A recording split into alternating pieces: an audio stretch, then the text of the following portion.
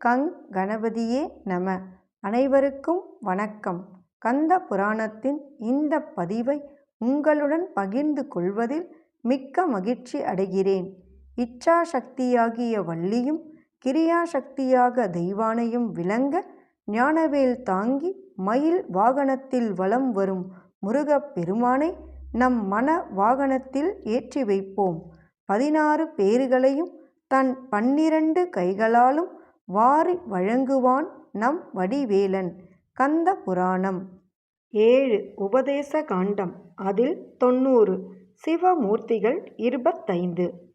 சூதமா முனிவரே, பரபிரம்மத்தின் 25 மூர்த்திகளும் கைலாசம் சிவலோகம் முதலான இடங்களில் காரியார்த்தமாக அனாதியாக உள்ளன என்று கேள்விப்பட்டிருப்பதாக தாங்கள் எங்களுக்கு கூறினீர்கள் அல்லவா?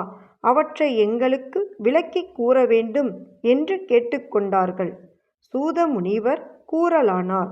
தவசீலர்களே, 25 மூர்த்திகளுக்கும் உள்ள அனாதி தன்மையை கூடுமான வரையிலும் உங்களுக்கு புரியும்படியான வகையில் மிக தெளிவாக இப்போது எடுத்துச் சொல்கிறேன். பரமேஸ்வரரின் 25 மூர்த்திகளும் அனாதியாகவும் நித்தியத்தன்மை வாய்ந்ததாகவுமே உள்ளன. அந்த மூர்த்திகள் அனைத்தும் அவ்விறைவனால் தன் சுத்த தத்துவத்தில் காரியார்த்தமாக தரிக்கப்பட்டிருக்கின்றன. அது எதற்காக என்பதை பற்றியும் இப்போது உங்களுக்கு கூறுகிறேன். லிங்கோத்பவ மூர்த்தியானது ஜீவராசிகளின் உற்பத்திக்காக ஏற்பட்டிருப்பதாக சொல்லப்படுகிறது. ஸ்ரீ சிவபெருமானால் பரிபூரணமான தன்மையுடன் எவ்வாறு அந்த மூர்த்தி தரிக்கப்பட்டதோ அம்மாதிரியாகவே சகல ஜீவராசிகளும் விளங்கி வருகிறார்கள்.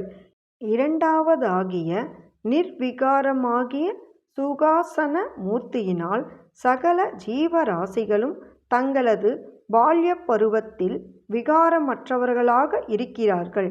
சிவபெருமான் தம் சக்தியான உமாதேவியாரை திருமணம் புரிந்து கொள்ள ஆவல் கொண்டபடியால் சகல ஜீவராசிகளும் அவ்வாறே திருமணம் செய்து கொள்ள ஆவலுடையவர்களாக இருக்கிறார்கள். மூன்றாவதாகிய உமாசகர் என்னும் மூர்த்தியால் பிராணிகள் விவாகம் புரிந்து கொள்கிறார்கள். விவாகம் புரிந்து கொண்டிருக்கும் ஸ்ரீ கல்யாண சுந்தர மூர்த்தியினால் அவர்கள் தினசரி தங்கள் மனைவிமார்களோடு கூடி மகிழ்கிறார்கள். ஜீவராசிகளுக்கு மோகத்தை அளிக்கின்ற அர்த்தநாரீஸ்வர மூர்த்தியினால் அவர்கள் மோகத்தோடு கூடியவர்களாகவும் சாஸ்திரங்களை கற்றுத் தேர்வதில் முயற்சி செய்கிறவர்களாகவும் ஆகிறார்கள். சர்வேஸ்வரர் சோமாஸ்கந்தர் என்கின்ற மூர்த்தியை கொண்டிருக்கிறபடியால்தான் ஜீவராசிகள் மக்கட் செல்வங்களை பெற்றெடுக்கிறார்கள்.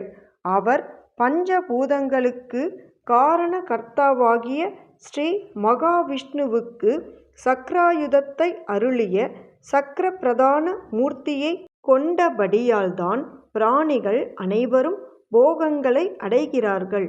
அவர் திருமூர்த்தி என்கிற மூர்த்தியை கொண்டிருப்பதால்தான் பிராணிகள் எந்தவித பிரயாசையுமின்றியே ஜாக்கிரத், ஸ்வப்பனம், சுசுப்தி என்கிற 3 அவஸ்தைகளிலும் 3 வடிவங்களை அடைகிறார்கள். அவர் ஹரிஹரர் என்னும் வடிவத்தை பெற்றதனால்தான் பிராணிகளுடைய பாப புண்ணியங்களை சமமாக இருக்கும்படியாகச் செய்து அவர்களுக்கு தன் சக்தியை கொடுத்தருள்கிறார்.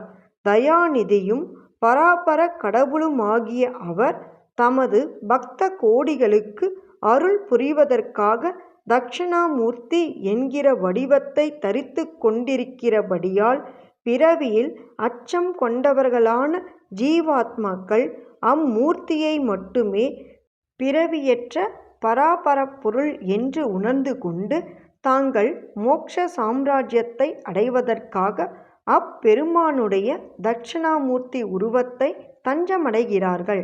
ஆகையால் தட்சிணாமூர்த்தியை வணங்கி வழிபடுவதினால் சகல பிராணிகளுக்கும் கண்டிப்பாக முக்தியே சம்பவிக்கும். இதற்காக மற்ற தேவர்களை அணுகுவதினால் மனிதர்களுக்கு சம்சாரத்திலிருந்து மோட்சமானது கிடைக்காது. சர்வேஸ்வரரின் அதி சுபமான பிக்ஷாடன மூர்த்தியானது ஞானத்தினால் முதிர்ந்தவர்களுடைய சுக துக்கங்களை போக்கி அருள்கிறது. ஆகையால் அப்பெருமானை எவர்கள் தங்களது உள்ள தாமரையில் உள்ள பரமாகாசத்தில் சச்சிதானந்த ஸ்வரூபியாகவும் இரண்டாவது அற்றவராகவும் நிலைநிறுத்தி உணர்ந்து கொள்கிறார்களோ அப்படிப்பட்டவர்கள் மகா பண்டிதனான பரபிரம்மத்தோடு நித்திய திருப்தியை பெறுகிறார்கள். பரமேஸ்வரரால் தரிக்கப்பட்ட கங்காள மூர்த்தியானவர் ஞானத்தினால் முதிர்ந்த ஜீவாத்மாக்களுக்கு வைராக்கியத்தை அளிக்கிறார். ஆகையால் அவர்களுக்கு எத்தகைய விஷயங்களிலும் விருப்பம் ஏற்படுவதில்லை. மன்மதனால் உண்டாகக்கூடிய மோகப் பரவசத்தை ஞானிகளுக்கு ஏற்படாதவாறு அவர் தடுத்து அவர்களுக்கு சகல நன்மைகளையும் அளித்து வருகிறார். அத்தகைய மூர்த்திக்கு காமசம்ஹார மூர்த்தி என்று பெயராகும். காலனுக்கு காலனான ஸ்ரீ சிவபெருமான் காலசம்ஹார மூர்த்தியினால் தம்மை அண்டி இருக்கும் ஞானிகளுக்கு அந்த காலதேவனிடம் தோன்றும் கதி கலக்கத்தை போக்கி அருள்கிறார். அப்படிப்பட்ட குணாதிசயம் வாய்ந்த மூர்த்தியை தவ சிரேஷ்டர்கள் கால சம்ஹார மூர்த்தி என்று கூறுகிறார்கள். உலக நாயகராகிய அவர் ஜலந்தராசுரனை சம்ஹரிப்பதற்காக தரித்த ஜலந்தர சம்ஹார மூர்த்தியினால் தூய்மையான உள்ளத்தை கொண்டிருக்கும் யோகீஸ்வரனுடைய சினமானது தணிவிக்கப்படுகிறது. முப்புறங்களையும் நாசம் செய்வதற்காக அவர் தரித்திருக்கும் திரிபுர சம்ஹார மூர்த்தியினால் புனிதமான ஆத்மாக்களை கொண்டிருப்பவர்களுடைய சத்துவம் ரஜஸ் தமஸ் முதலான முக்குணங்களையும் நீக்கிவிடுகிறார். நரசிம்ம மூர்த்தியை அடக்கியவரான சிறப்பு வாய்ந்த சரப மூர்த்தியால் பரிசுத்தமடைந்த ஆத்மாக்களுடைய காமம் மாயை என்கிற இரண்டு விதமான மலங்களும் அழிக்கப்படுகின்றன. காலகூட விஷத்தை அருந்தியவரான மகிமை வாய்ந்த நீலகண்ட மூர்த்தியினால் அனாதியாக தோன்றியிருக்கும் ஆணவம் என்கிற மலமானது நீக்கப்பட்டு விடுகிறது. 4 கொம்புகளையும் 2 கழுத்துக்களையும் 7 கைகளையும் உடையதாயிருக்கும் திரிபாத மூர்த்தியினால் மனப்பக்குவம் அடைந்த ஞானிகளுக்கு சரியை கிரியை யோகம் முதலான 3 பாதங்களும் கொடுக்கப்படுகின்றன.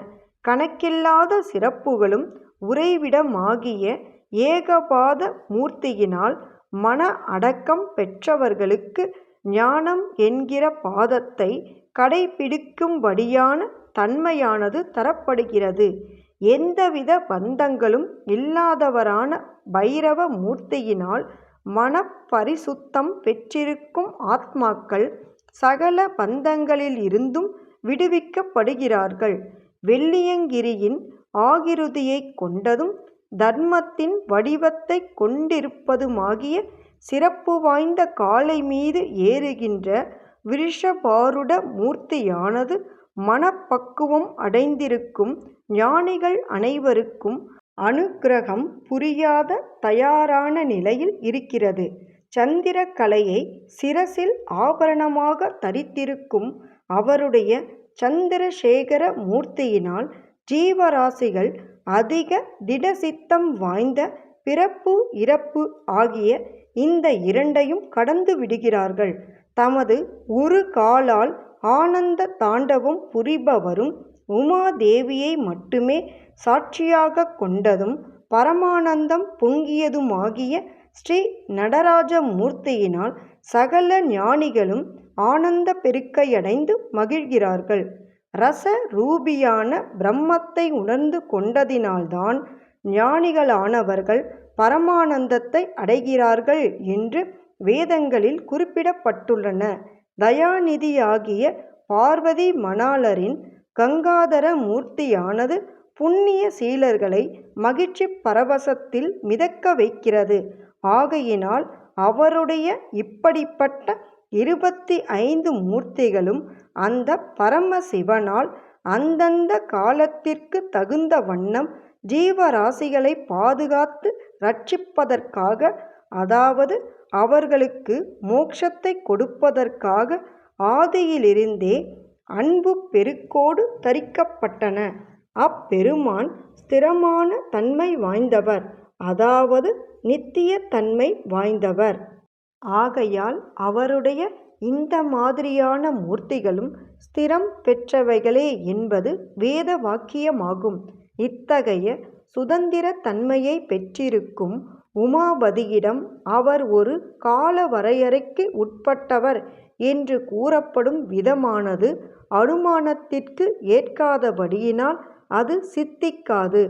இல்லாவிட்டால் உபனிஷத்துக்களில் அப்பெருமான் சகல விதமான சக்திகளையும் கொண்டவர் என்றும், உருவமே இல்லாத அந்த பொருளுக்கு பரிசுத்த தன்மை முதலான 8 தன்மங்களும் இருக்கின்றன என்றும் சொல்லப்படுவதற்கு இடமே இல்லாமல் போய்விடும். மேலும் அத்தகைய 25 மூர்த்திகளும் சிவபெருமானால் என்றைக்குமே நித்திய தன்மையோடு ஏற்றுக்கொள்ளப்பட்டிருப்பதினால் சகலத்தையும் அறிந்திருக்கும் ஞானிகள் அப்படிப்பட்ட பரமசிவனால் ஆதரவு அளிக்கப்பட்டிருக்கும் இந்த மூர்த்திகளை குறித்து அம்மாதிரியாக விவாத விளக்கங்களை செய்யவே கூடாது. இதற்கு புறம்பாக அவன் தர்க்கவாதம் செய்தால் அவன் விரைவிலேயே அழிந்து விடுவது நிச்சயம். இந்த 25 மூர்த்திகளின் மீதும் பக்தி பெருக்கு கொண்டிருப்பவர்களுக்கோ நித்திய சுப மங்களங்களும் சௌபாக்கியங்களும் சித்திக்கும் என்பது நிச்சயம். தவஸ்ரேஷ்டர்களே, இப்போது உங்களுக்கு இந்த உபதேச காண்டம் முழுவதையும் நான் சொல்லி முடித்து விட்டேன். சிறந்த புண்ணிய சீலர்களாகிய நீங்கள் 7 கண்டங்கள் அடங்கிய சிவரகசிய காண்டம் முழுவதையும் அறிந்து கொண்டு விட்டீர்கள் என்று மகிழ்ச்சி பெருக்குடன் மொழிந்தார். ஓம் சரவண பவ. எண்ணிய பொருளை அருளச் செய்யும் கந்த புராணத்தை காதலுடன் இப்புவியில் படிப்போர், கேட்போர், நினைப்போர் யாவரும் பசு, பத்தினி, உறவினர், புத்திரன் ஆகிய அனைவரோடும் ஆனந்த வாழ்வை வாழ்ந்து இந்திரனைப் போல தலைமைத்துவமும் இன்பமும் மிக்க வாழ்வையும் வாழ்ந்து இறுதியில் பரமானந்த நிலையாகிய சிவபத பேரும் பெறுவர். வேலும் மயிலும் சேவலும் துணை. கந்த புராணத்தின் தொடர்ச்சியை தொடர்ந்து கேட்க நமது ஆர்கேஎன் காலம் சேனலை சப்ஸ்கிரைப் செய்து பெல் ஐகானையும் கிளிக் செய்யுங்க. இந்த பதிவினை நமது ஆன்மீக அன்பர்கள் அனைவருக்கும் மற்றும் புராணங்களை கேட்க விரும்புபவர்களுக்கும் ஷேர் செய்யுங்க. பிடித்திருந்தா மறக்காம லைக் பண்ணுங்க, கமெண்ட் பண்ணுங்க. தொடர்ந்து கேட்பவர்கள் அனைவருக்கும் எனது மனமார்ந்த நன்றி. நாளையும் வருவான் நமது வடிவேலன்.